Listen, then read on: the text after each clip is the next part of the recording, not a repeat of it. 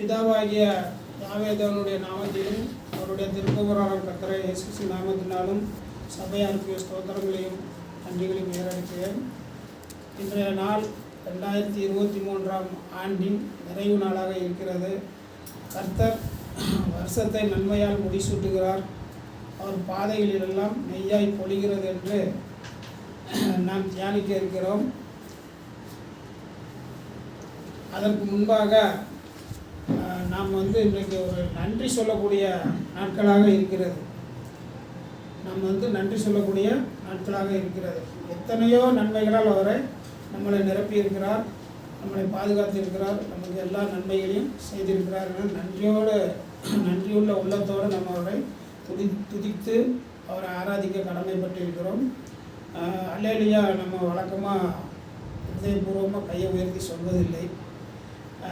இன்றைக்கு நம்ம சங்கீதம் படித்து முடிக்கும்போது அல்லேலூயாவில் தான் முடிஞ்சது இல்லையா? அல்லேலூயான்னா தேவனுக்கே மகிமை. ஆக நம்ம ஒவ்வொரு இடத்துலையும் அவருக்கு அந்த மகிமையை செலுத்த கடமைப்பட்டவர்களாக இருக்கிறோம். இன்றைக்கு கொஞ்சம் அல்லேலூயா தாராளமாக சொல்லிக்கொள்ளலாம் என்று நான் வேண்டிக் கொள்கிறேன். இருதயத்தில் நன்றி உணர்வு உள்ளவர்கள் வாயை திறந்து சொல்லலாம் தேவ சமூகத்தில். இப்போதும் கடந்த நாட்கள் முழுவதும் கண்ணின் மணிகள் காத்து நம்மளை வழிநடத்திய தேவாதி தேவனுக்கு நன்றி சொல்லி ஒரு சிறிதும் தகுதி இல்லாத நம்மையும் ஒரு கூட்டமாக கூட்டி சேர்த்து இந்த 2023 ஆண்டின் நிறைவு நாளிலே ஜீவன் சுக பலத்தோடு நம் கர்த்தரை ஆராதிக்க தந்திருக்கிற கிருபையான வேலைக்காக கோடான கோடி நன்றி ஸ்தோத்திரத்தின் கிறிஸ்து இயேசு நாமத்தினால் ஏறெடுக்கிறேன். நம் செய்திக்கு நேராக கடந்து செல்கிறோம். ஆதார வசனம் சங்கீதம் 65:11.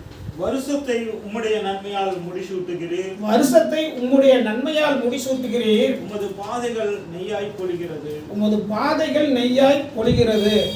வருஷத்தை உம்முடைய நன்மையால் முடிசூட்டுகிறீர்னா, முடிசூட்டுறது யாருக்கு சூட்டுவாங்க? ராஜாக்களுக்கு தான் முடிசூட்டுவாங்க இல்லையா? அப்போ இந்த முடிசூட்டுதல்ங்கிறது ராஜாவுக்கு ஒப்பா சொல்லப்படுகிறது. அப்போ வருஷத்தை நன்மையால் முடிசூட்டுகிறீர் அப்படின்னு சொன்னால் நமக்கு அவர் ஒவ்வொரு நாளும் முடிசூட்டி ராஜாவாக வாழ்வதற்காகத்தான் அவர் அந்த தினங்களை ஆசீர்வதிக்கிறார் இல்லையா? அப்போ நமக்கு ராஜாவாக வாழ்ந்தோமா அப்படின்னா மனக்குறையாக தான் இருக்குது. என்ன பிரதர் நீங்கள் ராஜாவாக வாழ்ந்துன்னு சொல்கிறீங்க அப்படிங்கிற அளவுக்கு மனக்குறையாக இருக்குது. ஒரு வருஷம் என்பது என்னங்க? ஒரு வருஷம்னா 365 நாள் இல்லையா? அப்போ ஒரு நாளைக்கு 24 மணி நேரம். அப்போ 7 நாள் ஒரு வாரம் இல்லையா?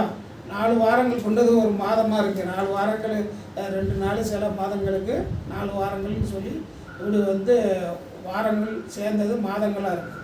அப்போ ஒரு மணி நேரம் ஒரு நாள் 24 மணி நேரம். அப்போ ஒரு மணிக்கு எவ்வளவு? 60 நிமிடங்கள் இல்லையா? அதே நம்ம நொடிகளில் கணக்கு பண்ணால் இப்படி போய்கிட்டே இருக்கும் இல்லையா? அப்போ இந்த 365 நாட்களை மணித்துளிகளா நொடிகளா நிமிடங்களா நீங்கள் பார்த்தீங்கன்னா லட்சக்கணக்கான நிமிடங்களும் வினாடிகளுமா அது கணக்குக்கு வரும் இல்லையா? அப்போ ஒவ்வொரு நொடி பொழுது இமைப்பொழுது உன்னை கைவிட்டேன் உருக்க இறக்கங்களால் சேர்த்து கொண்டேன்னு அப்படி சொல்கிறார் இல்லையா? அப்போ இமைப்பொழுது கைவிட்டால் கூட அங்கே நடக்கக்கூடாதெல்லாம் நடந்துருது இல்லையா? இப்போ இங்கே நம்ம என்ன பார்க்குறோன்னா, நமது வாழ்வின் ஒவ்வொரு நொடி பொழுது தொடங்கி வருடம் முழுவதும் அவருடைய நன்மையால் நம்மை முடிசூட்டியிருக்கிறார். முடிசூட்டுதல்னா ராஜாவுக்கு ஒப்பா அப்படிங்கிறத பார்க்குறோம். மணிமகுடம் தரித்த மாதிரி தான் பார்க்குறோம். அப்போ இந்த நன்மையால் அப்படிங்கிற இது ஒரு முடிசூட்டுதலா? ராஜாக்களுக்கு முடிசூட்டுதல் நடக்கும். வேதம் என்ன சொல்கிறது? நம்மை ராஜாக்களும் ஆச்சாரியர்களும் ஆக்கின தேவனுக்கு ஸ்தோத்திரம்னு சொல்கிறது இல்லையா? அப்போ நம்ம ராஜாக்களும் ஆச்சாரியர்களும் தான் அவர் ஆக்கியிருக்கிறாரு. இந்த நன்மையால் முடிசூட்டுறது இது ஒரு பெரிய விஷயமா அப்படின்னு நம்ம நினைக்கலாம். ஒவ்வொரு நாளையும் ராஜாக்களை போல வாழவே அவர் நன்மையால் முடிசூட்டி இருக்கிறார். அப்போ நம்ம கஷ்டத்துலேயும் கடன்லேயும் வட்டியிலையும் இருப்போம் பல பேர் இல்லையா? பல பேர் கடன் தொல்லைகள்னால சாப்பாட்டு பிரச்சனையை வீட்டில் இருக்கும், ஆனால் வெளியே தெரியாமல் நம்ம மேனேஜ் பண்ணிகிட்டு இருப்போம். அப்போ இந்த சூழ்நிலையில் எங்களை போய் ராஜாக்களாக வாழ்றீங்கன்னு எப்படி பிரதர் சொல்வீங்க அப்படின்னா, அவர் அப்படி தான் வச்சுருக்காரு. நம்ம தான் நம்முடைய சுய இச்சையினால் நம்ம வேதத்தை நல்லா அறிந்து கொள்ளாதனாலையும் ஆண்டவருடைய நடத்துதலை புரிந்து கொள்ளாதனாலையும் தான் நம்ம சில கம்பேரிசனில் நம்மளாக சங்கடப்பட்டிருப்போம் இல்லையா? அவர் ஒவ்வொரு நொடி பொழுதும் நம்மளை ராஜாவாக தான் வாழ வச்சிருக்கிறாரு. இப்போ நீங்கள் மத்தேயு 6ஆம் அதிகாரம் 34வது வசனம் வாசிங்க.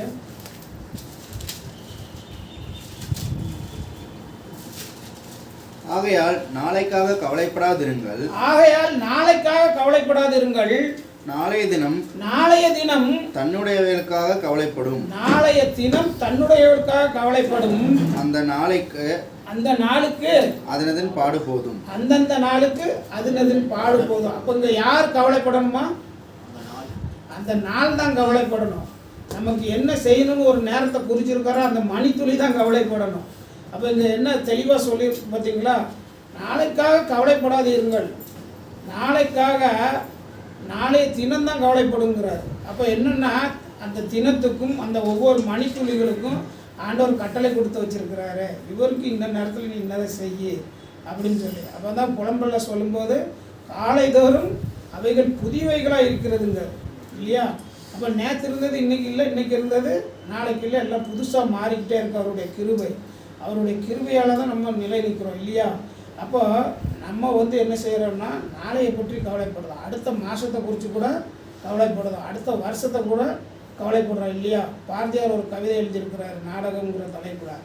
அதில் சோலைகளில் பறவைகள் கிளிகள் எல்லாம் கொஞ்சிகிட்டு இருக்கோம், ஒரு மனுஷன் மட்டும் கவலையோடு கீழே படுத்திருப்பான். இவன் ஏன் இவ்வளோ கவலையாக இருக்கான், அந்த பூமியே இவனுக்கு சொந்தமானது தானே அப்படின்னு கிளிகள் பறவைகள்லாம் பேசும்போது ஒரு கிளி சொல்லுவோம், இவர் அஞ்சி சாவார், இவர் அஞ்சாத பொருள் இல்லை அவனியிலே அப்படின்னு.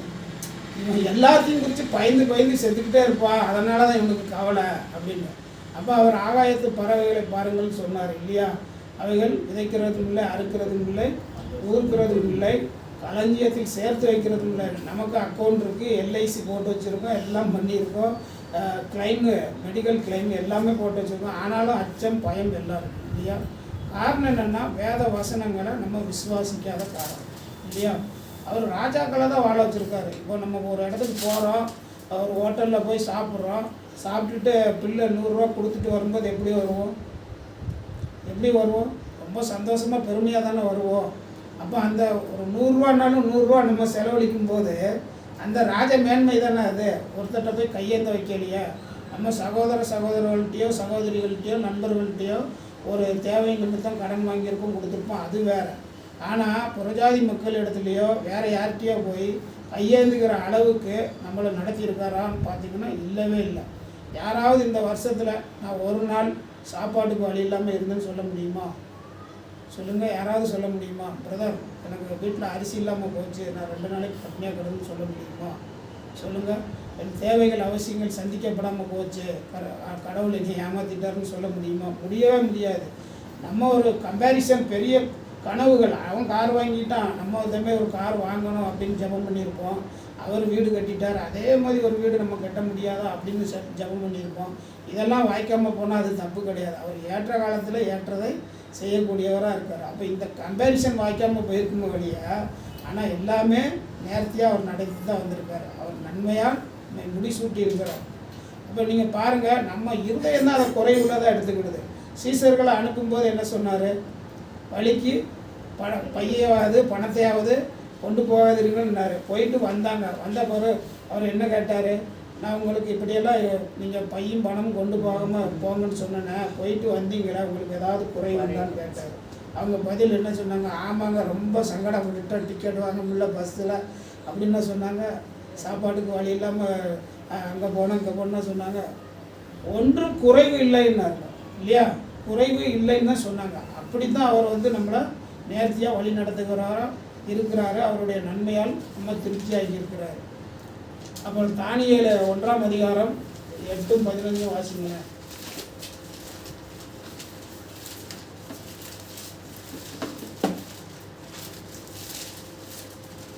தானியேல் ராஜாவின் போஜனத்தினாலும் அவர் பானம் பண்ணும் திராட்சை ரசத்தினாலும் தன்னை தீட்டுப்படுத்தல் ஆகாதென்று தன் இருதயத்தில் தீர்மானம் பண்ணிக்கொண்டு தன்னை தீட்டுப்படுத்தாதபடி பிரதானிகளின் தலைவனிடத்தில் வேண்டிக் கொண்டார்.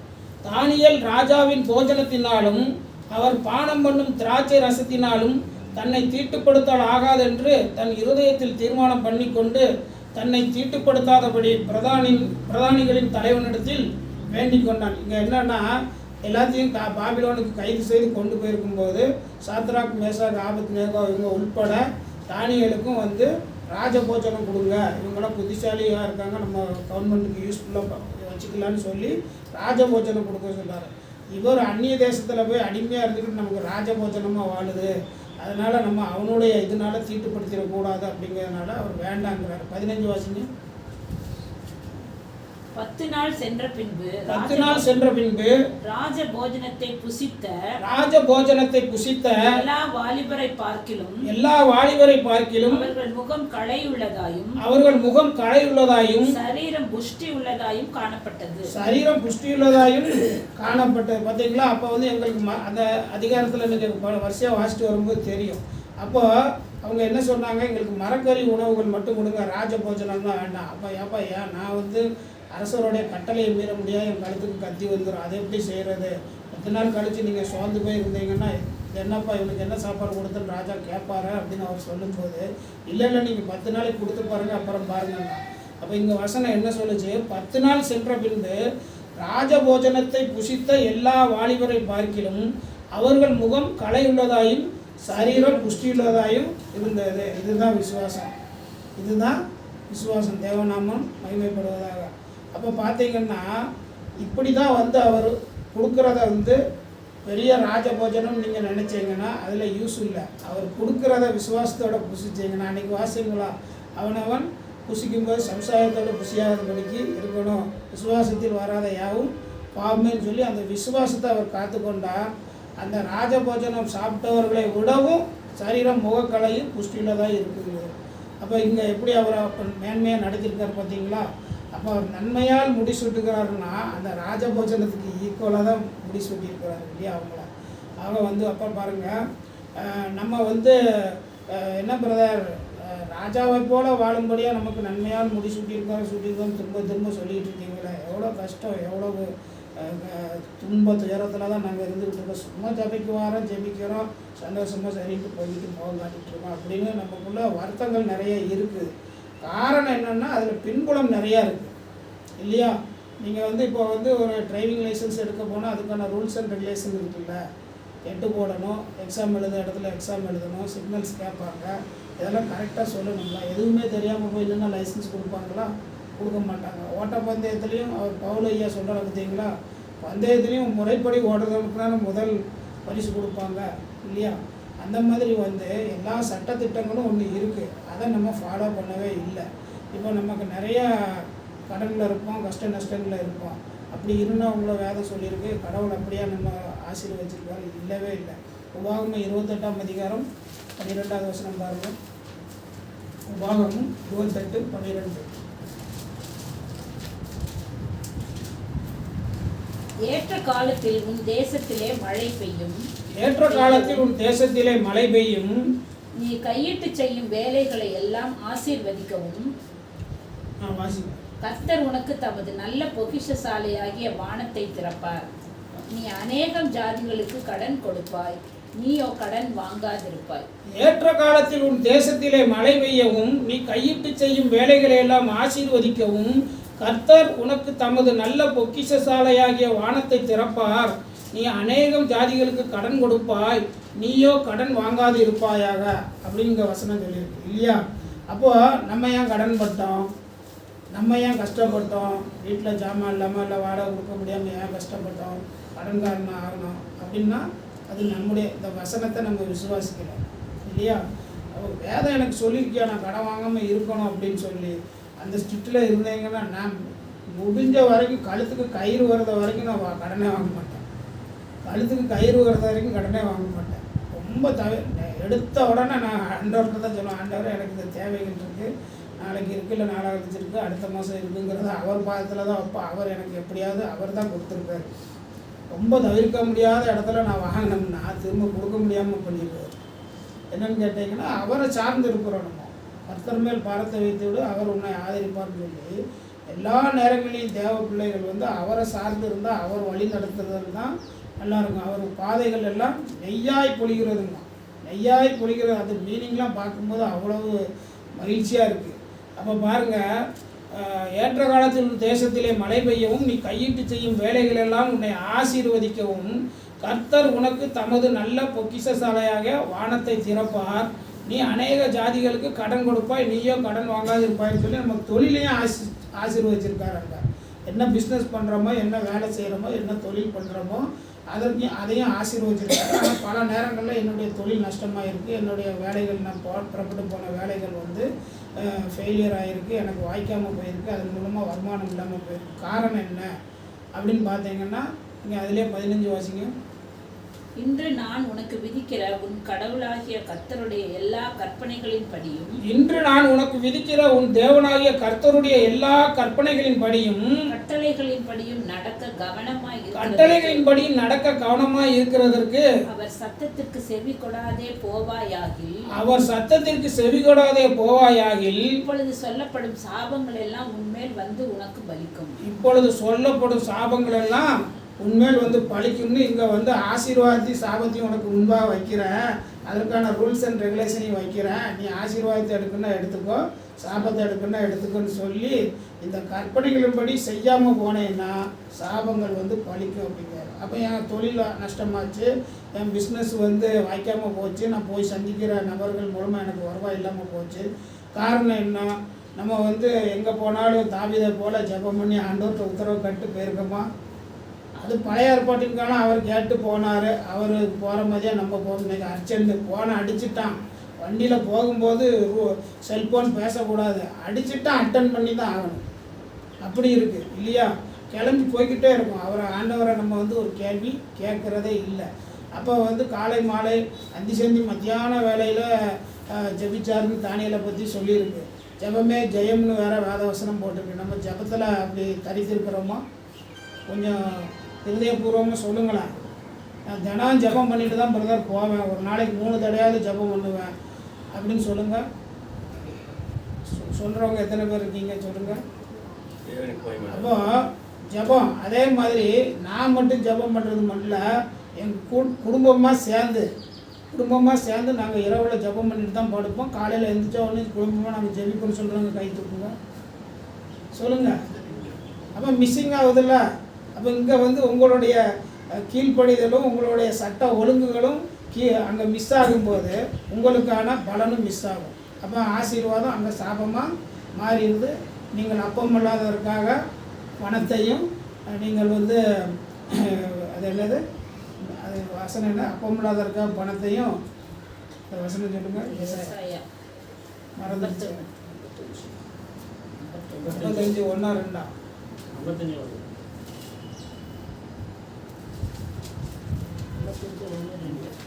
ஓ தாகமா இருக்கிறவர்களே நீங்கள் எல்லாரும் நீங்கள் எல்லாரும் என்னிடத்தில் வாருங்கள். பணம் இல்லாதவர்களே நீங்கள் வந்து வாங்கி சாப்பிடுங்கள். நீங்கள் வந்து பணமுமின்றி விலையுமின்றி திராட்சரசமும் பாலும் கொள்ளுங்கள். நீங்கள் அப்பம் அல்லாததற்காக பணத்தையும் திருப்தி செய்யாத பொருளுக்காக உங்கள் பிரயாசத்தையும் செலவழிப்பான்னு சொல்லி நல்லா. அப்போ எங்கே இருக்குது? உங்களுடைய வேலை சூழல்கள்லாம் வாய்க்கிறது, உங்களை திருப்திப்படுத்துறது எது? உங்கள் பிரயாசம் வீணாய் போகக்கூடாதுன்னு அவர் பவுல் சொல்கிறார். படிக்கலாம், நான் ஓடினதும் பிரயாசப்பட்டதும் வீணாய் போகாதபடிக்கு எண்ணிக்கை உள்ளவர்களுக்கே போதித்தேன்னு சொல்லி அவர் சொல்கிறார் பாருங்க. அப்போ நம்ம எடுக்கிற எந்த முயற்சியும் எந்த ஒரு வேலைக்கான நேரமும் வீணாக போகக்கூடாது. ஒரு நிமிஷம் என்பது நம்முடைய வாழ்க்கையில் திரும்பி வராத நிமிடங்கள். நம்முடைய வாழ்க்கை அப்படிங்கிறத நினச்சி நம்ம வந்து அங்கே பிரயாசப்படணும் அப்படிங்கிறத நமக்கு வேதம் கற்றுக் கொடுக்கிறது. அப்போ இவ்வளோ கற்பனைகள் நமக்கு வந்து கை கொள்றதுக்கு, வெற்றியை ஈஸியாக சுதந்திரிக்கிறதுக்கு இவ்வளவு வசனங்கள் நமக்கு இருக்குது. அதெல்லாம் நம்ம விசுவாசிக்காதனால தான் நமக்கு கடனும் கஷ்டமும் நம்ம வேலைகளில், பிஸ்னஸில், தொழிலில் எல்லா நஷ்டங்களும் நம்ம வெற்றி வாய்ப்பை இழந்து போவதற்கான சூழலும் ஏற்படுகிறது. அதே நேரத்தில் குடும்பமாய் வைராக்கியமாக ஓய்வு நாளில் சபைக்கு ஆலயத்துக்கு நம்ம வர்றோமா சொல்லுங்கள். ஞாயிற்றுக்கிழமை எல்லோரும் வந்து எல்லா வேலையும் விட்டுட்டு மாமா வந்தாலும் அத்தை வந்தாலும் சேர்த்து கூட்டிகிட்டு போவோம். இல்லைன்னா அவங்கள இங்கே இருக்க வச்சுட்டு நம்ம சபைக்கு நம்ம போயே ஆகணும். குடும்பமாக நீங்கள் வந்து இங்கே ஆராதனை செய்தது உண்டா சொல்லுங்கள். பெண்கள் கூட்டமே நம்ம சபையில் அதிகம் இருக்காது இல்லையா? இப்படி வந்து குடும்பமாக நம்ம வந்தது இல்லை. அப்போ வந்து குடும்ப ஆசீர்வாதம் எப்படி கிடைக்கும்? குடும்ப ஆசீர்வாதம் எப்படி கிடைக்கும்னு சொல்லுங்கள். அப்போ கடவுள் வந்து நம்மை மட்டுமே இங்கே வந்தவரை மட்டுமே ஆசீர்வதிக்கார், இவன் மட்டும் சபைக்கு வந்தால் இவனை ஆசீர்வதிக்காருன்னு. கடவுளுக்கு ஒவ்வொரு நிமிடமும் ஒவ்வொரு இமைப்பொழுதும் நம்ம நன்றி சொல்லக்கூடியவர்களாக இருப்போம். அவர் நன்மையால் முடிசூட்டுகிறாருங்கிறத நீங்கள் எப்படி உணர்ந்து கொள்ள முடியும்னா, ஒவ்வொரு வேளை சாப்பாட்லேயும் கர்த்தர் நல்லவர் என்பதை ருசித்து பாருங்கள்னு ருசித்து பார்க்கணும். தண்ணி சப்ப தண்ணி விட்டால் குடிக்க முடியுதா உங்களுக்கு? ஐயா இன்றைக்கி என்ன தண்ணி எப்படி விட்டுட்டாங்க? சிறுவாணி வந்தால் தான் நமக்கு அது ருசியாக இருக்குது. அப்போ கர்த்தர் நல்லவர் என்பதை அந்த தண்ணியிலையும் நம்ம ருசித்து பார்க்கக்கூடியவர்களாக இருக்கும். அது மட்டும் இல்லாமல் நம்ம பிள்ளைகள் வெளியே போகிறாங்க, நம்ம வேலைக்கு போகிறோம், இல்லை நம்ம வேலை ஸ்தலத்தில் இருக்கோம், பிள்ளைகள் எங்கேயோ சுற்றிட்டு இருப்பாங்க. அப்போ இவங்களெல்லாம் ஜீவன் சுக படத்தோடு இன்றைக்கி இருக்க டிராஃபிக்கில் வண்டி வாகனத்தில் விபத்து ஆபத்து இல்லாமல் தினம் கொண்டாந்து சேர்க்குறது யார்? கடவுள்.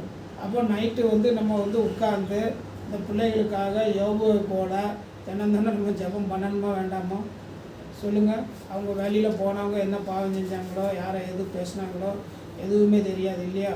அப்போ மனதாலும் சொல்லாலும் செயலாலும் சிந்தையாலும் உள்ளிந்திரியங்கள் வெளி அவயவங்கள் ஒன்றினாலும் பொன்னாலும் பொருளாலும் நம்ம செய்த எல்லா பாவங்களையும் நைட்டு அறிக்கை கொடுக்கணுமா கொடுக்க வேண்டாமா? அவர் என்ன சொல்கிறாரு? உன்னுடைய பிள்ளைகள் கர்த்தரால் போதிக்கப்பட்டிருப்பார்கள், உன் பிள்ளைகளுடைய சமாதானம் பெரிதாக இருக்கும், நீ உன் பிள்ளைகளையும் பிள்ளைகளின் காண்பாயின் வந்து வம்சாவளியாக தலைமுறையாக உன்னை ஆசீர்வதிக்கிறேங்கிறார். அப்போ இதை வந்து நம்ம ஏற இருக்கோமா? இல்லவே இல்லை. அப்போ குறை ஈஸியாக சொல்லி கடந்து போயிருக்கோம். நானும் ஆண்டவரை ஜெபிக்கிறேன் பாருங்க பிரதர், உண்மையை செய்ய மாட்டேங்கிறார், ஈஸியாக குற்றத்தை தூக்கி போட்டு ஐயா சொல்லுவார் பார்த்தீங்களா? இன்றைக்கி வரைக்கும் வந்து பொண்ணு பார்த்து கட்டி வச்சா பையன் என்ன சொல்லுவான்? எப்போ அவன் பையன் ஒய்ஃப் வந்து இந்த மாதிரி என்கிட்ட சண்டை போடுறாப்பா, மதிக்காமல் பேசுகிறான்னு மருமகன் சொன்னான்னா பையன் என்ன சொல்லுவானா? ஈஸியாக நீ தானே பார்த்து கட்டி வச்ச, நானாக கேட்டேன், நானாக பார்த்தேன்னு தூக்கிட்டு சமாளிச்சுட்டு போயிடுவான்னு ஐயா சொல்லுவார். அதே தான் அங்கேயும் வந்து ஆதாம் சொன்னாப்புல இல்லையா? எவரி நீர் தந்த சிறியானவள் இதை எனக்கு புசிக்க கொடுத்தாள்னு நம்ம தப்போதைக்கு அடுத்தாள் மேலே போடுறதுல நம்ம ரொம்ப கில்லாச்சு இல்லையா? ஆக அப்போ வந்து நம்ம குடும்பமாக வீட்டில் ஜெபம் பண்ண மாட்டோம், இல்லை வந்து நமக்கு வேலைகள் கிடைக்கும்போது கூட ஜெபம் பண்ண மாட்டோம். ஒரு காரியத்துக்கு புறப்பட்டு போகும்போது ஆண்டவரை இது போகலாமா வரலாமா, இந்த காரியம் கை கொடுமாங்கெல்லாம் ஜெபிக்க மாட்டோம். நீங்கள் ஜெபிச்சு பாருங்கள், போகும்போதே அவர் ஜெயம்னா வேகமாக போச்சுருவார். ஆனால் வந்து போக வேண்டாம், அவருக்கு பிரயாசம் இருந்தான்னா நிறுத்தி போடுவார். உண்மை, நான் நிறைய அனுபவிச்சிருக்கேன். நான் எதுக்குமே பதட்டப்பட்டு எங்கேயுமே போனேன்னா அட்டன் பண்ணிட்டு ஓடவே மாட்டேன். நிறைய பேர் வந்து வியாபாரத்தை பற்றி பேசுவாங்க, பிரதர் நான் தியானத்தில் இருக்கேன், பிறகு பார்த்துக்கிடுவோம் அப்படின்னு சொல்லி கட் பண்ணிடுவேன். இல்லை பிரதர் அதில் அவ்வளோ கிடைக்கும், அது பிறகு பார்த்துக்கலாம் அப்படின்னு சொல்லுவேன். நான் அதெல்லாம் பெருசாக எடுத்துக்கிட மாட்டேன். அதான் அதே நேரத்தில் நம்மளை உட்கார வச்சுருப்பாருன்னு பார்த்தீங்கன்னா நமக்கு ஒரு லாபம் கிடைக்குதுன்னா, எப்போ இன்றைக்கி கொஞ்சம் கிளம்பி நிற்போ, அந்த வேலையில் நீ ஈடுபட, உனக்கு ஒரு லாபம் இருக்குதுன்னு அவர் அனுப்பி வைக்கிறதையும் நான் உணர்ந்துருக்கேன். எனக்கு லாபத்தையும் அவர் கொடுத்துருக்காரு. அப்போ ஜெபம் ஜெபம் ஜெபம். அப்போ வேத தியானம் என்னப்போ சாமியார் மாதிரியே இருக்க முடியுமானா சாமியார் மாதிரி இருக்க சொல்ல, ஹிருதயத்தில் வச்சுக்கிட்டு அந்த ஜெபத்தை ஏறெடுத்துக்கிட்டு நீங்கள் கடந்து வேலையை செஞ்சுக்கிட்டே இருந்தீங்கன்னா அவர் வருஷத்தை உங்கள் நன்மையால் முடிச்சுட்டுக்கிறவராக இருக்கிறார். ஒவ்வொரு நிமிஷம், வருஷம்னா என்ன 365 நாள் பார்த்தேன், 365 நாள் ஒரே நாள்லேயே ஓடிடுது அப்படி இல்லை. அவருக்கு வந்து எப்படி ஒரு வருஷம் ஒரு நாள் போல, அவர் நாள் வந்து 1000 வருஷம் போலங்கார். அப்போ அவர் வந்து உங்கள் வேத வசனங்களை ஆராய்ந்து பார்க்கும்போது ஒரு நாள் 1000 வருஷங்கார். ஒரு வருஷம் நேற்று கழிந்த ஒரு நாள் போலவும் நேற்று கழிந்த சாமம் போலவும் ஈஸியாக கடந்து போயிருந்தங்க இல்லையா? அப்போ அவருக்கான வேலைகள் வந்து எளிதாகவும் இருக்குது, அவர் ரொம்ப ப்ராசஸை இழுத்து செய்யக்கூடியவராக இருக்காருன்னு தான் அந்த வேத வசனங்கள் நமக்கு போதிக்கிறது. அப்போ தவறாமல் நம்ம தினந்தோறும் வேதம் வாசிக்கிறோமா? நம்ம சபையில் எல்லோரும் வாசிப்போம், ஏன்னா நமக்கு அது ஜீவன். நம்ம சபையில் எல்லோரும் நம்ம வாசிப்போம். அதேமாதிரி வேறு சபைகள்லையும் கூட வந்து இன்றைக்கி வேத வாசிப்பையும் அந்த ஜெப கூடுகையும் அந்த ஐக்கியத்தையும் அந்நியத்தையும் விட்டுறக்கூடாதுன்னு வாரம் முழுக்கவே ஏதாவது ஒரு நாள், இன்னைக்கு இந்த நாள், அன்றைக்கி நாளைக்கு அந்த நாள் இளைஞர்கள் நாள், பெண்கள் நாள் கூடுகைன்னு சொல்லி வாரம் முழுக்கவே அவங்கள வந்து நெருக்கி கூடவே வச்சுக்கிட்டே இருக்காங்க. அவங்க வேதத்தின் மெய்ப்பொருளை சுதந்திரிக்கிறதே இல்லையா ஒழியா அந்த வேத வசனங்களை அப்படி மேலோட்டமாக வாசித்து குடும்பமாக ஜெபம் பண்ணுறதெல்லாம் இருக்கிறாங்க. தப்போ ரைட்டாக ஜெபம் பண்ணிகிட்டே தான் இருக்கிறாங்க. அதே மாதிரி பாருங்கள், நீங்கள் வந்து இப்போ இந்த 3 விஷயங்கள் இந்த நான் சொன்னது இல்லை, வேதம் வந்து சொல்லியிருக்கு உங்களுக்கு இல்லையா? நீங்கள் இதை கை கொண்டு செய்யும்போது உங்களுக்கு ஆசீர்வாதமாக மாறுகிறது. அதை கை கொண்டு செய்யாமல் நீங்கள் அதை கடந்து போகும்போது சாபமாக மாறுகிறதுன்னு தான் நம்ம பார்க்குறோம். அப்போ குடும்பமாக கூடி வீட்டில் ஜெபிக்கணும், குடும்பமாக கூடி ஆராதனைக்கு வரணும். அப்புறம் வந்து தினம் வேத வசனம் வாசிக்கணும். வேத வசனத்தில் என்ன இருக்குது, அவர் இயேசு கிறிஸ்து என்ன சொன்னார்? வேத வசனங்களை ஆராய்ந்து பாருங்கள், அவைகளால் உங்களுக்கு நித்திய ஜீவன் உண்டுன்னார். நித்திய ஜீவன் உண்டு அப்படின்னாரு. அப்போ நீங்களும் போய்விட மனதாக இருக்கிறீர்களான்னு கேட்கும்போது என்ன சொன்னார்? யாரிடத்தில் போகும் ஆண்டவரே? வாழ்வு தரும் ஜீவ வார்த்தைகள் உடம்பெல்லாம் உண்டு அப்படின்னு சொன்னாங்க பார்த்தீங்களா?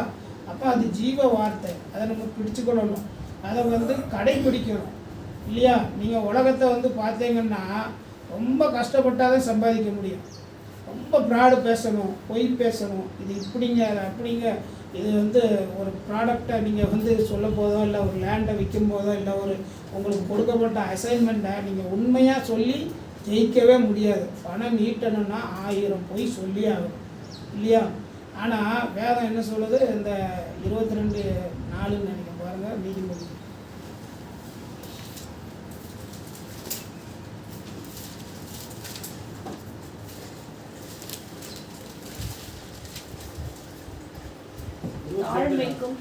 தாழ்மைக்கும் கர்த்தருக்கு பயப்படுதலுக்கும் வரும் பலன். தாழ்மைக்கும் கர்த்தருக்கு பயப்படுதலுக்கும் வரும் பலன் ஐஸ்வர்யமும் மகிமையும் ஜீவனுமா. ஐஸ்வர்யமும் மகிமையும் ஜீவனுமா. பார்த்தீங்களா? தாழ்மைக்கும் கர்த்தருக்கு பயப்படுதலுக்கும் வரும் பலன் என்னன்னு கேட்டீங்கன்னா, ஐஸ்வர்யம் ஃபஸ்ட்டு வந்துடுச்சு.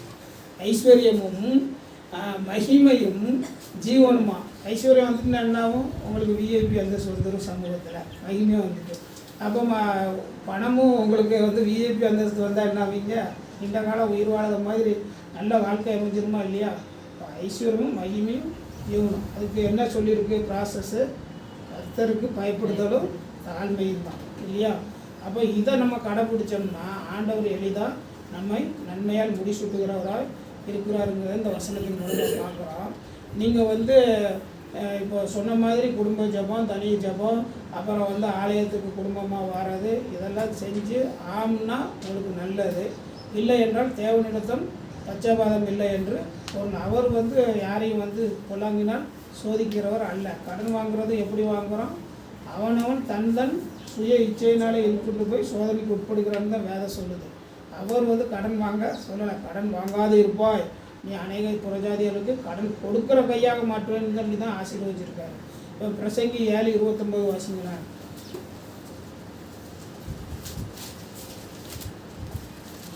இதோ தேவன் மனுஷனை செம்மையானவனாக உண்டாக்கினார். இதோ தேவன் மனுஷனை செம்மையானவனாக உண்டாக்கினார். அவர்களோ அநேக உபாய தந்திரங்களை தேடிக்கொண்டார்கள். இதோ தேவன் மனுஷனை செம்மையானவனாக உண்டாக்கினார், அவர்களோ அநேக உபாய தந்திரங்களை தேடிக்கொண்டார்கள். அவர் செம்மையானவனை தான் உருவாக்குனார். மனுஷனை படைக்கல. எப்படி படைச்சாரு? அவனை படைச்சிட்டு தான் எல்லாம் உருவாக்குனாரா? சொல்லுங்க. பூமி வெறுமையும் ஒழுங்கற்றதுமா இருந்துச்சு. பூமியை சீர்படுத்தினார். தண்ணியை எங்கே கொண்டு வைக்கணுமோ வச்சார். ஜலத்திலிருந்து ஜலம் பிரிய கடவுன்னு ஆகாயத்தையும் வானத்தையும் பூமியும் பிரித்தார் இல்லையா? அப்போ புல் புல்லுகள் முளைக்கணும், ஜீவராசிகள் என்னென்ன இருக்கணும், பறவைகள் என்னென்ன இருக்குன்னு எல்லாத்தையும் படைச்சிட்டு 5 நாள் கடைசியில் 5ஆவது நாளில் தான் அவர் படைக்கிறார் மனுஷனை. அப்போ ஆல்ரெடி உங்களுக்கு வந்து எல்லாமே வந்து ரெடிமேடு தான் இல்லையா? சாப்பாடு தயார்னு அங்கே எழுதி வச்சுருக்கான். எங்கேயோ எழுதி வச்சுருக்கான். நம்ம இங்கே உட்காந்து பேசிகிட்டு இருக்கோம், நமக்கு தெரியாது. ஆனால் முடிச்சுட்டு அந்த சாப்பாடு நமக்கு சாப்பிட்றதுக்கு ஆண்டவர் எழுதியிருந்தால் அந்த தயார்னு எழுதப்பட்டது ஆண்டவரால் எழுதப்பட்ட செய்தி நமக்கு அது இல்லையா? அப்போது நம்ம வந்து ஒவ்வொரு நாளும் ஒவ்வொரு வேலையும் ஒவ்வொரு உணவு, ஒவ்வொரு செயல்பாடு, ஒவ்வொரு தேவைகள் நமக்கு இருக்குது. எல்லா தேவைகளும் ரெடியாக இருக்கா இல்லையா?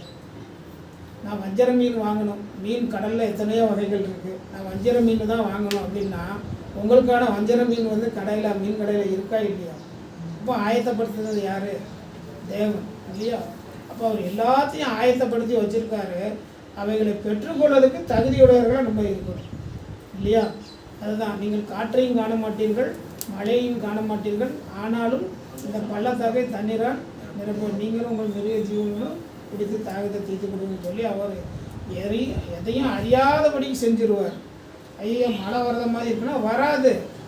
வெயில் சுள்ளுன்னு அடிக்கும், உனக்கு தண்ணி தேவையா அவர் பைய வச்சிருவார். அப்படி தான் அவர் அங்கே சொல்லியிருக்காரு. ஏற்ற காலத்தில் ஏற்றவைகளை நடப்பிக்கிற தேவனாக இருக்கிறார். அவர் நன்மையால் நம்மை முடிசூட்டுகிறவராக இருக்காருங்கிறத இங்கே பார்க்குறோம். ஆதியாகமம் 26:12 வாசிங்க.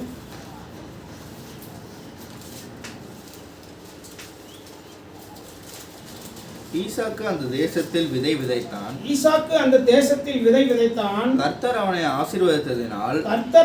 ஆசீர்வதித்ததினால் அந்த வருஷத்தில் 100 மடங்கு பலனடைந்தான். அந்த வருஷத்தில் 100 மடங்கு பலனடைந்தான். இப்போ பார்த்தீங்களா, ஈசாக்கு அந்த தேசத்தில் விதை விதைத்தான், கர்த்தர் அவனை ஆசீர்வதித்ததினால் அந்த வருஷத்தில் 100 மடங்கு பலனடைந்தான். இவர் வேற தேசத்துல தான் போய் குடியிருக்கிறாரு. அந்த மண்ணையும் அந்த அங்கே உள்ள தட்பவெப்ப நிலையும் எல்லாம் இவருக்கு உணர்ந்தவர் அல்ல.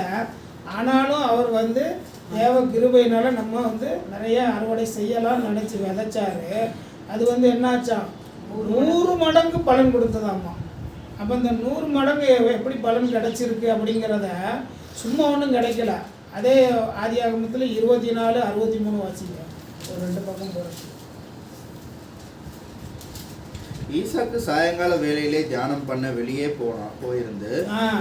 ஈசாக்கு சாயங்கால வேளையிலே தியானம் பண்ண வெளியே போயிருந்து. பார்த்தீங்களா, அவர் தியானம் பண்ணுறாரு. அன்னி செஞ்சு மத்தியான வேலையெல்லாம் தியானம் பண்ணுறாரு. அவருக்கு பொண்ணு வருது. பொண்ணு அவருக்கு வருது. கல்யாண ஏற்பாடு நடந்துகிட்டு இருக்கு. இளையசர் போய் பொண்ணை கூட்டிகிட்டு வராரு.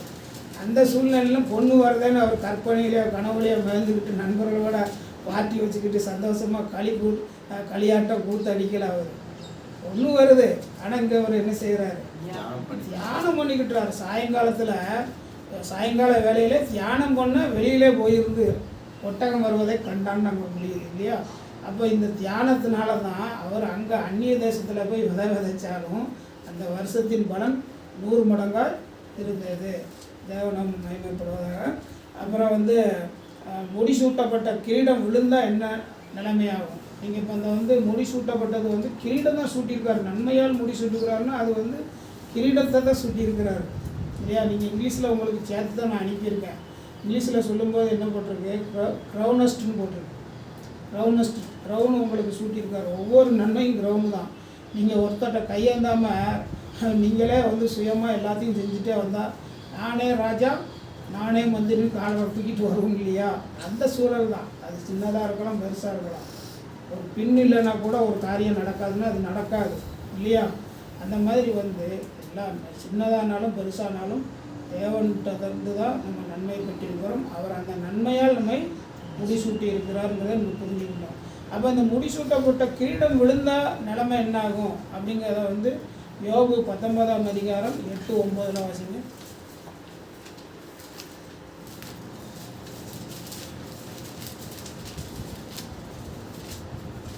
யோபு 19:7. 19:8-9. நான் கடந்து போகக்கூடாதபடிக்கு அவர் என் பாதையை வேலி அடைத்து என் வழிகளை இருளாக்கி விட்டார். நான் கடந்து போகக்கூடாதபடிக்கு அவர் என் பாதைகளை வேலி அடைத்து என் வழிகளை இருளாக்கி விட்டார்னு சொல்றாரு. அங்க என்ன சொல்லியிருக்கு வசனம்? வருஷத்தை உம்முடைய நன்மையால் முடிசூட்டுகிறீர், உம்முடைய பாதைகளெல்லாம் நெய்யாய் பொழிகிறதுன்னு இருக்கு. இங்கே பாதையை அடைச்சி போட்டார் இல்லையா? அந்த நெய்யாய் பொழிகிறதுக்கு நம்ம பின்னாடி வர்றோம். ஆனால் இங்கே பாதையை அடைச்சி போட்டார், இருளாக்கி போட்டாருன்னு சொல்லிட்டாரு பாருங்க. அடுத்த வசனம் வாசிங்க. என்னிலிருந்த என் மகிமையை அவர் உரிந்து கொண்டு என் சிரசின் கிரீடத்தை எடுத்து போட்டார். இப்போ சொல்லியாச்சா? அப்போ என்ன சிரசின் கிரீடம்னா, அங்கே சாத்தான் கேட்கும்போது என்னது, நீ எங்கேருந்து வர, பூமியெல்லாம் சுற்றி இங்கே என் பக்தனை யோபின் மேல் கண் வைத்தாய் அப்படின்னா, நான் ஏன் கண் வைக்கேன்? அவனுக்கு உண்டானதெல்லாம் நீர் வேலி அடைத்து போட்டே இருந்தா அவனே கடவுள் இல்லைன்னு சொல்லிடுவானுன்னு அந்த சாத்தான் சொன்னான் இல்லையா? ஆனால் அவர் அப்படி செய்யலை. நீ வேணால் பண்ணிப்பார், அவன் அப்படி கிடையாதுன்னு அவரை சோதிக்க முடியாத அவருக்கு ஒப்பு கொடுத்தார் இல்லையா? அப்போ இங்கே அந்த எல்லா நன்மைகள் தான் கிரீடமாக இருக்காங்க இல்லையா? அவர் என்ன வசனம்? என்னிலிருந்த என் மகிமை அவர் உரிந்து கொண்டு என் சிரசின் கிரீடத்தை எடுத்து போட்டார். அப்போ அவர் நன்மையால் ராஜா மாதிரி அலைஞ்சிருக்காரு இல்லையா? அதுதான் அங்கே. அப்போ பாருங்கள் அடுத்தது, அப்போ அவரை நன்மையால் நிரப்பிய தேவன் கிரீடத்தை எடுத்து போட்டு அவர் அப்படியே பிச்சைக்காரனாகவும் அந்த கோலத்திலேயே விட்டுட்டாருன்னா இல்லை இல்லையா. அந்த சோதனை காலம் முடிந்த பிறகு அவர் என்னை சோதித்த பிறகு நான் சுத்த பொன்னாக விளங்குவேன்னு சொன்னார் பாருங்க. அது மாதிரி அவர் சுத்த பொன்னாக விளங்கப்பட்ட பிறகு என்னாச்சு? யோபு 42:12 வாசி. கர்த்தர் யோபின் முன்னிலைமையை பார்க்கிலும் கர்த்தர் யோபின் முன்னிலைமையை பார்க்கிலும் அவன் பின்னிலைமையை ஆசீர்வதித்தார். அவர் பின்னிலைமையை ஆசீர்வதித்தார். 14,000 ஆடுகளும் 14,000 ஆடுகளும் 6,000 ஒட்டங்களும் 6,000 ஒட்டகங்களும் 1,000 ஏர்களும் 1000 ஏர்களும் 1,000 கழுதைகளும் அவனுக்கு உண்டாயின. 1000 கழுதைகளும் அவனுக்கு உண்டாயினு சொல்லி அவர் இழந்த எல்லாத்தையும் எப்படி கொடுத்தாராம ஆண்டவர்? ரெட்டிப்பாக கொடுத்துட்டாரு இல்லையா. இழந்த பிள்ளைகள்ல இருந்து எல்லா வாழ்க்கையும் திருப்பி கொடுத்துட்டாரு. அப்போ அவர் நன்மையால் முடிசூட்டியிருக்கார். அந்த இழந்த கிரீடம் திரும்பவும் அவருக்கு சூட்டப்பட்டதுங்கிறத இங்கே பார்க்குறோம். அடுத்தது பாருங்க, இந்த உமது பாதைகள் நெய்யாய் பொழிகிறது அப்படின்னு. அப்போ அங்கே இங்கிலீஷில் சொல்லும்போது பேட்னஸ்ன்னு போட்டிருக்கான். அந்த நெய்யாய் பொழிகிறதுங்கிறத பேட்னஸ் அப்படின்னு போட்டிருக்கோம். பேட்னஸ்ன்னு என்னது? கொழுமை, கொழுப்பு மிக்கிறது இல்லையா. அப்போ நெய் எப்படி இருக்கும்? ஸ்மூத்னஸ்ஸாக இருக்கும். ஊற்ற ஊற்ற அப்படி ரொம்ப சாஃப்டாக இருக்கும். கையில் பிடிச்சாலும் சாஃப்டாக இருக்கும். அது எதில் நீங்கள் விட்டுருந்தாலும் அந்த இடமே ரொம்ப சாஃப்டாயிரும். நெய் அளந்து ஊற்றுறது இன்றைக்கி வந்து டிஜிட்டல் இதில் ஊற்றுறாங்க. அன்றைக்கி உள்ள தராசெல்லாம் பார்த்திங்கன்னா நெய்க்கடை தராசு மட்டும் பலன்னு வெள்ளி மாதிரி இருக்கும். ஏன்னா நெய்யை கைட்டே எடுத்து எடுத்து வச்சுட்டு தொடச்சி வச்சுக்கிட்டே இருக்கிறதுனால பலன்னு இருக்கும். அப்படி வந்து ஒரு சாஃப்ட்னஸ்ஸு, ஒரு பளபளப்பு தரக்கூடியது மட்டும் இல்லை. அங்கே மீனிங் என்ன சொல்கிறாருன்னா ஸ்மூத்னஸ்ஸை தான் அங்கே சொல்கிறாரு.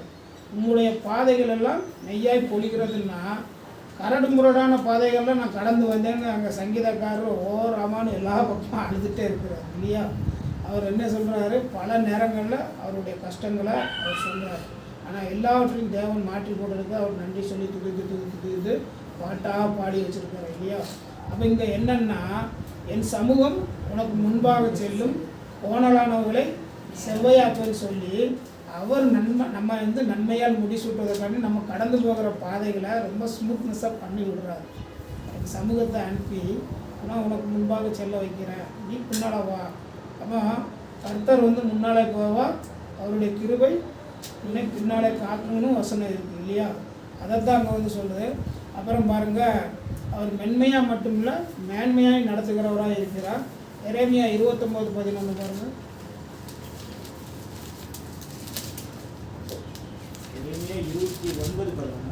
29:11 நீங்கள் எதிர்பார்த்திருக்கும் முடிவை உங்களுக்கு கொடுக்கும்படிக்கு நான் உங்கள் பேரில் நினைத்திருக்கிற நினைவுகளை அறிவேன் என்று கர்த்தர் சொல்லுகிறார். அவைகள் தீமைக்கல்ல சமாதானத்துக்கு ஏதுவான நினைவுகளே. அப்போ உங்கள் பேரில் அவர் நீங்கள் எதிர்பார்த்திருக்கும் முடிவை உங்களுக்கு கொடுக்கும்படிக்கு நான் உங்கள் பேரில் நினைத்திருக்கிற நினைவுகளை அறிவேன்கார். நீங்கள் ஏதோ ஒரு முடிவை எதிர்பார்த்து இருக்கீங்க, ஆண்டவர் இப்படி வாய்க்கு பண்ணால் நல்லா இருக்குன்னு சொல்லி, அது உங்களுக்கு நன்மையானதாக இருந்தால் அவர் சித்தத்தின்படி வாய்க்க பண்ணுவார். இல்லைன்னா அதை தள்ளி போடுவார். இல்லைன்னா உங்களை அதில் போய் விடாதபடிக்கு பாதுகாப்பார் இல்லையா. அப்போ இந்த புத்தியும் ஞானமும் எங்கேருந்து வரும்னு கேட்டால், அவரை தொழுது கொண்டேன்னா கர்த்தருக்கு பயப்படுதலே ஞானத்தின் ஆரம்பம் அப்படின்னு சொல்கிறது மட்டும் இல்லாமல், கர்த்தருக்கு பயப்படுறதுனால என்ன உண்டா? நற்புத்தியும் புகழ்ச்சியும் உண்டாமா. கர்த்தருக்கு பயந்து காரியங்களை செய்யும்போது நமக்கு அவருடைய ஆலோசனைகள் கிடைக்கும். அதனால் இவர் வெரி குட்டாக செய்வாருங்க, இவர் செய்கிற காரியம்லாம் நல்லா தாங்க இருக்கும் அப்படின்னு சொல்கிற அளவுக்கு புகழ்ச்சியும் கிடைக்குமா. அப்போ நற்புத்தி உண்டு, புகழ்ச்சி உண்டு. கர்த்தருக்கு பயந்து நம்ம காரியங்களை செய்யணுங்கிற சொல்கிறோம். அப்போ இவர் வந்து நீங்கள் எதிர்பார்க்க முடிவை உங்களுக்கு கொடுக்கும்படிக்கு நான் உங்கள் பேரில் நினைத்திருக்கிற நினைவுகளை அறிவேன் என்று கர்த்தர் சொல்லுகிறார். அவைகள் தீமைக்கு அல்ல, நன்மைக்கு ஏதுவானவைகள். இப்படி யார் எந்த கடவுள் பேசியிருக்காருங்க? எந்த கடவுள் பேசியிருக்காரு சொல்லுங்கள்? ஒவ்வொரு விஷயத்தையும் பேசுகிறார். சாப்பாடுலேருந்து என்ன சாப்பிடணும் சாப்பிடக்கூடாது, எப்படி நடக்கணும் நடக்கக்கூடாது, யார் கூட சேரணும் சேரக்கூடாது. இன்றைக்கி நமக்கு காமெடினா ரொம்ப பிரியமாக இருக்குது இல்லையா. சங்கீதம் என்ன சொல்லுது? பரியாசக்காரர் உட்காரும் இடத்தில் உட்காரங்களும் இங்கே.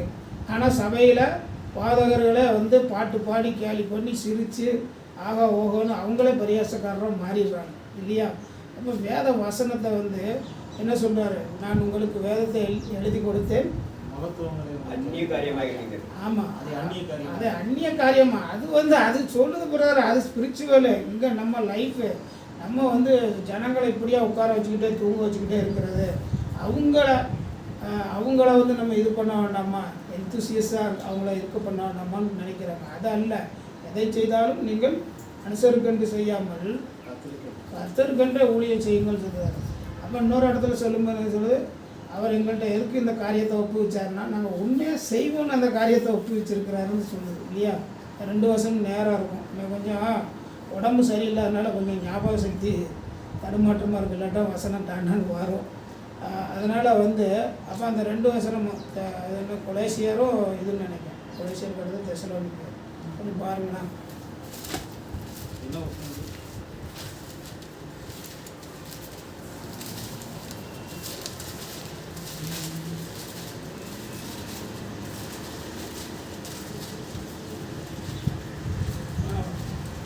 கொலேசியர் 3ஆம் அதிகாரம் 24 வாசிங்க.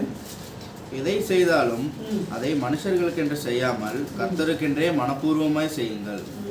பார்த்தீங்களா? எதை செய்தாலும் அதை மனுஷர்களுக்கென்று செய்யாமல் கர்த்தருக்கென்றே மனப்பூர்வமாய் செய்யுங்கள் அப்படின்னு சொல்லி அங்கே சொல்லியிருக்கேன். அப்படியே நேராக குறுக்க பார்க்க ஒரு கோடு பிடிச்ச மாதிரி, நேராக குறுக்க ஒரு கோடு பிடிச்ச மாதிரி இந்த பக்கம் வந்தீங்கன்னா 1 தெசலோனிக்கர் 2ஆம் அதிகாரம் 4வது வசனத்தை பாருங்கள். சுவிசேஷத்தை எங்களிடத்தில் ஒப்புவிக்கத்தக்கதாய் தேவன் எங்களை உத்தமர் என்று எண்ணினபடியே நாங்கள் மனுஷருக்கு அல்ல எங்கள் இருதயங்களை சோதித்தருகிற தேவனுக்கே பிரியமுண்டாக பேசுகிறோம் சொல்லி அவர் இங்க என்ன பேச வைக்கிறாரோ அதைத்தான் நம்ம பேச முடியும். ஆனா எதையாவது ஒண்ணு பேசவே முடியாது. பக்கமா எழுதிட்டு வந்தாலும் அவர் என்ன நடத்துவாரோ அதைத்தான் பேச முடியும். அப்போ அவர் என்ன அங்கே அழகாக சொல்லிட்டாரு, சுவிசேஷத்தை எங்களிடத்தில் ஒப்புவிக்கத்தக்கதாய் தேவன் எங்களை உத்தமர் என்று எண்ணினபடியே. நான் போய் ஒரு வயிறு வளர்க்குறதுக்காகவோ இல்லை ஊழியத்தின்பால் நான் ஒரு ஆதாயத்தை தேடிக்கொள்வதற்காகவோ சுவிசேஷத்தை ஊழியத்தையோ செஞ்சோம்னா அதில் உத்தமம் இருக்காது. அப்போ அங்கே வசனம் என்ன சொல்லிடும்? அவர்களின் தேவன் வயிறுன்னு சொல்லிடும் இல்லையா? அதுக்காக நம்ம வேலை செய்யக்கூடாதுங்கிறத இங்கே அழகாக வலியுறுத்தி சொல்கிறாரு. அடுத்தது பாருங்கள், அவர் தீமைக்கெல்லாம் நன்மைக்கு ஏதுவானங்கள் நம்மகிட்ட பேசிட்டார். நம்ம எல்லா இடத்துலையும் தைரியமாகவே இருக்கலாம். மத்தேயு 7ஆம் அதிகாரம் 9-11 பாருங்கள். மத்தேயு 7ஆம் அதிகாரம் 9-11. உங்களில் எந்த மனுஷனானாலும் தன்னிடத்தில் அப்பத்தை கேட்கிற தன் மகனுக்கு கல்லை கொடுப்பானோ? உங்களில் எந்த மனுஷனானாலும் தன்னிடத்தில் அப்பத்தை கேட்கிற தன் மகனுக்கு கல்லை கொடுப்பானோ? மீனை கேட்டால் அவனுக்கு பாம்பை கொடுப்பானா? மீனை கேட்டால் பாம்பை கொடுப்பானோ? கொடுப்பான். சைனால கொடுப்பான், சிங்கப்பூர்ல கொடுப்பான், ஆங்கால கொடுப்பான். ஆகையால் பொல்லாதவர்களாகிய நீங்கள் உங்கள் பிள்ளைகளுக்கு நல்ல ஈவுகளை கொடுக்க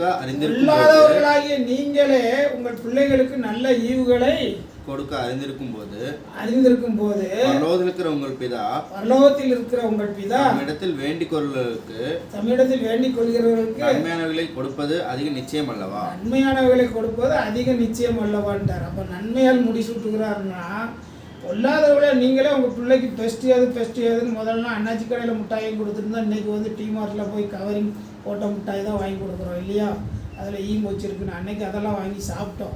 இன்றைக்கி இப்படிலாம் நம்ம மாறிக்கிட்டோம். பொல்லாதவர்களே நீங்களே வெரி பெஸ்ட் எதுன்னு தேர்ந்தெடுக்கும் போது உங்களை படைத்த பரமபிதா உங்களுக்காக எல்லா தானியங்களையும் எல்லா சகலத்தையும் உருவாக்கி வச்சுருக்கிறன்னா உங்களை நன்மையால் திருப்தியாக்க மாட்டானா? நன்மையானதிலே தரமாட்டானான்னு இங்கே உலக பிரகாரமாக ஆசீர்வாதமாக பேசிட்டார் இல்லையா?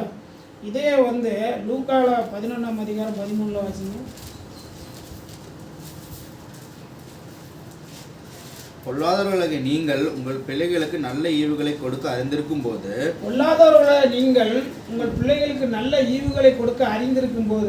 பரமபிதாவானவர் நம்மிடத்தில் வேண்டிக் கொள்கிறவர்களுக்கு பரிசுத்த ஆவியை கொடுப்பது அதிக நிச்சயம் அல்லவான்ட்டார். பாத்தீங்களா? அங்க நன்மையால்னு சொல்லிட்டாரு, இங்க பரிசுத்த ஆவியை கொடுப்பது அதிக நிச்சயம் அல்லவான்ட்டார். அப்போ பரிசுத்த ஆவி நம்மளை நடத்தும் போது எப்படி இருக்கும்? நமக்குள்ள வந்து நடக்கும்போது எல்லாம் நன்மையாக தான் இருக்கும். அதனால தான் அவர் வந்து நன்மையால் முடிசூட்டுகிறவராக இருக்கிறாருங்கிறத நம்ம பார்க்குறோம். அடுத்தது பாருங்கள், உலக பிரகாரமான ஆசீர்வாதம் மட்டும் இல்லாமல் ஆவிக்குரிய வாழ்க்கையிலும் பரிசுத்தாவினால் அவர் நம்ம நிரப்பி நன்மையால் முடிசூட்டுகிறார் இருக்கிறார். சங்கீதம் 147:14. சங்கீதம் 147:14.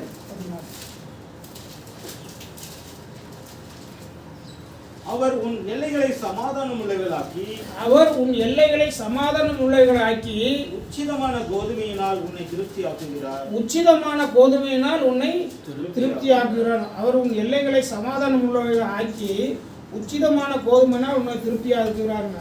அப்போ இந்த எல்லைகளை சமாதானம் உள்ளவர்களாக்கி சாதாரணமாக வாசிக்கிறோம். இல்லை ஏதாவது பெரிய விஷயம் இருக்கா பிறகு இல்லை இருக்கா ஏதாவது பெருசாக? ஆமாம், வயல்வெளியில் பிரச்சனை, வீட்டு எல்லை பிரச்சனை, தேச எல்லை பிரச்சனை, ஆமாம், நாடுகள் இருக்க பிரச்சனை, அக்கம் பக்கத்தில் பிரச்சனை. வசனமே என்ன சொல்லு, உன்னிடத்துல வந்து உன் பக்கத்தில் குடியிருக்கிற அயலான் வந்து நீ நல்லவன் குடியிருக்கான், அவன்கிட்ட நீ சண்டை சச்சரவு பண்ணி அவனை வந்து ஓடி போக பண்ணாதுன்னுலாம் வசனம் இருக்குது இல்லையா? அப்போ அவர் உன் எல்லைகளை சமாதானம் உள்ளவர்களாக்கி, சமாதானம்னா என்னங்க? எல்லா விஷயத்துலேயும் சமாதானம். இது பக்கத்தில் பிரச்சனை இல்லை, எதிர்த்த வீட்டில் பிரச்சனை இல்லை, வீதியில் பிரச்சனை இல்லை, சுற்றுப்புற எங்கே போனாலும் நமக்கு வந்து நீங்கள் எந்த எல்லைக்கு போனாலும் உங்களுக்கு வந்து சமாதான குறைச்சல் இல்லை. அப்போ நீங்கள் எப்படி இருக்கீங்கன்னா, சமாதானம் உள்ளவனா இருக்குன்னா எப்படி இருக்கீங்கன்னா என்ன அர்த்தம்? ஆமாம், கர்த்தருக்கு பயப்படுத பயத்தோட நீங்கள் இருக்கிறதுனால அவர் எங்கே போனாலும் உங்களை சமாதானத்தோட நடத்திட்டு போகிறதுன்னு அர்த்தம். அப்போ இங்கே இந்த சமாதானம் யாருக்குங்க இருந்துச்சு? இந்த சமாதானம் யார் காலத்தில் இருந்துச்சு சொல்லுங்க.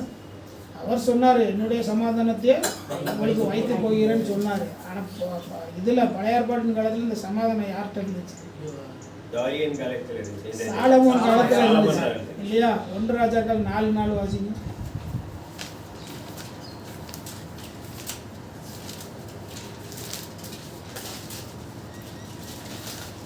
யோய்தாவின் குமாரன் 4:4. ஆமாம், ஓய்தாவின் குமாரன் பெனதாயை படைத்தலை இல்லை 1 ராஜாக்கள் 4:4. அதான் 4:24 பாருங்க. நதிக்கு இப்புறத்தில் இருக்கிற நதிக்கு இப்புறத்தில் இருக்கிற திப்சா முதற்கொண்டு ஆசா மட்டும் உள்ளவற்றையும் எல்லாவற்றையும் நதிக்கு இப்புறத்தில் உள்ள சகல ராஜாக்களையும் ஆண்டு வந்தான். அவனை சுற்றி எங்கும் சமாதானம் இருந்தது. நதிக்கு இப்புறத்தில் இருக்கிற திப்சா முதற்கொண்டு ஆசா மட்டும் உள்ளவை எல்லாவற்றையும் நதிக்கு இப்புறத்தில் உள்ள சகல ராஜாக்களையும் ஆண்டு வந்தான். அவனை சுற்றி எங்கும் சமாதானம் இருந்ததுன்னு சொல்லி எப்படி சாலமோன் ராஜாவுக்கு அந்த சமாதானத்தை கட்டளையிட்டார். அவர் அன்னைக்கு பூரா கீழ்ப்படுதல் உள்ளவராக இருந்தார். மனைவிகள் நிறைய எக்கச்சக்கமாக வரும்போது தான் புறஜாதி மனைவிகளிடத்தில் இவர் வந்து திருமண காரியங்களை கலந்துக்கிட போது தான் அவர் வந்து விழுந்து போனார் இல்லையா? அப்போ வந்து அவர் சிரசின் கிரீடத்தை சூட்டுகிறவராக இருக்கிறாரு, சிரசின் கிரீடத்தை எடுத்து கீழே போடுகிறவராக இருக்கிறார். அப்போ நன்மையால் முடிசூட்டுகிறார் அப்படின்னா, வருஷத்தை நன்மையால் முடிச்சுக்கிட்டா அந்த வருஷ துவக்கம் முதல் நிறைவு வரைக்கும் அவர் ஒவ்வொரு நிமிடமும், ஒவ்வொரு மணித்துளியும், ஒவ்வொரு நாளும், ஒவ்வொரு வாரமும், ஒவ்வொரு மாதமும் அந்த வருஷம் முழுக்க உங்களை பாதுகாத்து தாங்கி ஏந்தி தப்பி வைத்து சுமந்து உங்களை வந்து வழிநடத்துகிற தேவனாக இருக்கிறார் இல்லையா? அப்போ அந்த ஆதியாகமம் 3:22 வாசிங்க. புலம்பல் 3:22.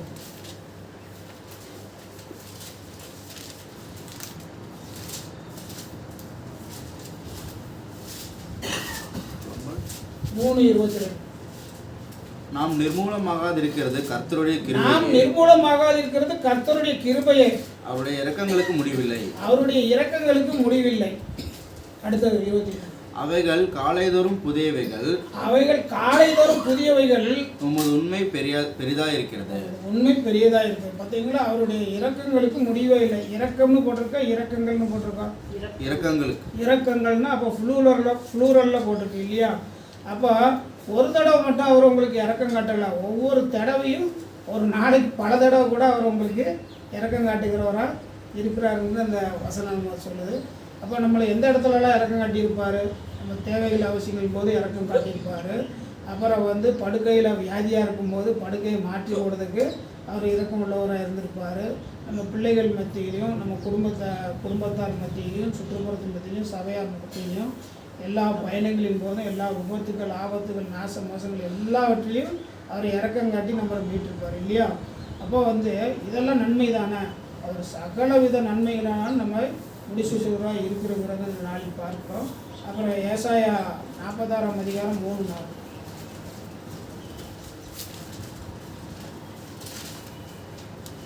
யாக்கோபின் சந்ததியாரே, யாக்கோபின் சந்ததியாரே, இஸ்ரவேல் சந்ததியில் மீதியாகிய சகல ஜனங்களே, இஸ்ரவேல் சந்ததியில் மீதியாகிய சகல ஜனங்களே, எனக்கு செவி கொடுங்கள். எனக்கு செவி கொடுங்கள். தாயின் வயிற்றில் தோன்றினது முதல் உங்கள் தாயின் வயிற்றில் தோன்றினது முதல் உங்களை ஏந்தி, தாயின் கற்பத்தில் உற்பத்தியானது முதல் உங்களை தாங்கி, தாயின் கற்பத்தில் உற்பத்தியானது முதல் உங்களை தாங்கினேன். உங்கள் முதிர் வயது வரைக்கும் நான் அப்படி செய்வேன். நரை வயது மட்டும் நான் உங்களை தாங்குவேன். நான் அப்படி செய்து வந்தேன். இனிமேலும் நான் ஏந்துவேன். நான் சுமப்பேன். தப்புவிப்பேன். பார்த்தீங்களா? இந்த தேவன் நம்ம மகிமைப்படுவதாக. பாருங்க, உங்கள் தாயின் வயிற்றில் தோன்றின முதல் உங்களை ஏந்திட்டாரு. தாயின் வயிற்றில் தோன்றினது முதல் உங்களை ஏந்திட்டாரு. திரும்ப அங்கே என்ன சொல்றாரு? உங்கள் தாயின் கற்பத்தில் உற்பத்தியானது முதல். இது ரெண்டுக்கும் என்ன வித்தியாசம் சொல்லுங்க? தாயின் வயிற்றில் தோன்றினது முதல்ட்டாரு, இங்கே உற்பத்தியானது முதல்ங்கிறாரு. இது ரெண்டுக்கும் என்ன வித்தியாசம்? அப்போ நம்ம எந்த தாய் வயிற்றில் பிறக்கணும்னு சொல்லி ஒரு கரு முட்டை அந்த இடத்துல உருவாகுதோ அதுதான் தோன்றுனது முதல். நமக்கான கருவை அங்கே அவர் வச்சுட்டார். நீங்கள் தான் தோன்ற போகிற அப்படின்னு அந்த கருவை தாங்கி ஏந்தினது முதல். தாயின் வயிற்றில் நம்ம மனுஷனாக குழந்தையாக உருவாகுறதுலேருந்து அவர் நரைமுடிய வயது வரைக்கும் உங்களை தாங்குவேன், ஏந்துவேன், தப்புவிப்பேன், சுமப்பேன்னு சொல்லி அவர் தாங்கி ஏந்தி தப்புவித்து சுமந்து நம்ம எல்லாத்தையும் எல்லாருக்கும் வேறுபட்ட வயசு இருக்கும். இந்த வயது வரைக்கும் இந்த 2023ஆம் ஆண்டின் நிறைவு நாள் வரைக்கும் நம்மளுக்கு ஜீவன் சுகப்படம் எல்லாத்தையும் கொடுத்துருக்காரு இல்லையா? அதுக்காக நம்ம நன்றி சொல்லுவோம். அதே நேரத்தில் இந்த நாளை காணாமல் எத்தனையோ பேர் மறித்திருக்கிறார்கள். ஏழை எளியவனும் மறித்திருக்கிறான். பெரிய ஆயிரக்கணக்கான உயிர்களை காப்பாற்றிய டாக்டரும் மறித்திருக்கிறாரு. பெரிய கோடிக்கணக்கான பணம் வச்சு என்னை நினச்சா எந்த ஆஸ்பத்திரியினாலும் என்னை காப்பாற்றிக்கிட முடியும்னு நினச்சவனும் செத்து போயிருக்கிறான். ஆனால் நம்ம அற்பரும் ஈசரும் எளியோருமாக இருக்கிற நம்மளையும் இந்த நாளிலும் ஜீவன் சுகப்படத்தோடு ஆண்டவர் நடத்தி அவருடைய நன்மையினால் இந்த வருஷத்தை முடிசூட்டி இருக்கிறாருங்கிறத நம்ம நன்றியாக நினைத்து பார்க்கக்கூடியவர்களாக இருக்கிறோம். அதே நேரத்தில் உபாகமம் 32, 13, 14 வசனம்.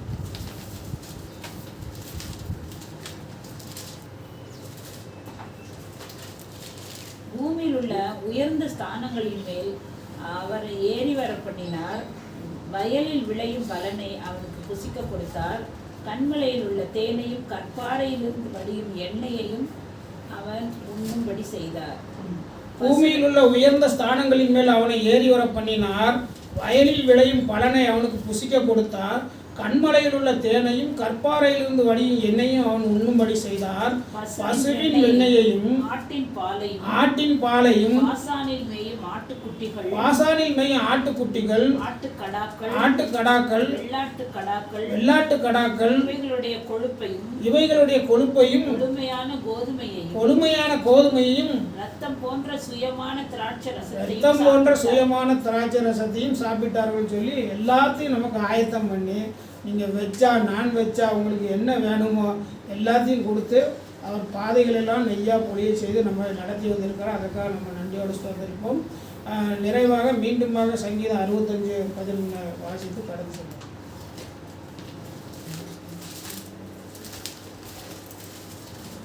வருஷத்தை உம்முடைய நன்மையால் முடிசூட்டுகிறீர். உமது பாதைகள் நெய்யாய் பொழிகிறது என்ற மன நிறைவோடும் ஆண்டவர் சீசர்களை அனுப்பும் போது போயிட்டு எங்களுக்கு ஒரு குறையும் இல்லைன்னு சொன்ன அந்த மன நிறைவோட விசுவாசத்தோட ஆசீர்வாதமான புது வருஷத்துக்குள்ளே நன்றி சொல்லி அடியெடுத்து வைப்போம். தேவனுக்கு துதியும் கனவும் மகிமையும் உண்டாதாக. ஆமென்.